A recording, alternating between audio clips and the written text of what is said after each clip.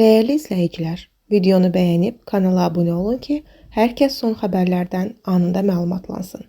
Prezident İlham Əliyevin gəlini Alyona Əliyeva sosial şəbəkə hesabında Ulu Öndər Heydər Əliyevin anadan olmasının 103-cü il dönümü ilə əlaqədar sosial media hesabında paylaşım edib. Xəbər verilir ki, paylaşımda deyilir: Azərbaycan Respublikasının banisi, xalqımızın rifahı və ölkəmizin müstəqilliyi uğrunda misilsiz xidmətlər göstərmiş ümumilli lider Heydər Əliyevin anadan olmasının 103-cü il dönümü qeyd olunur.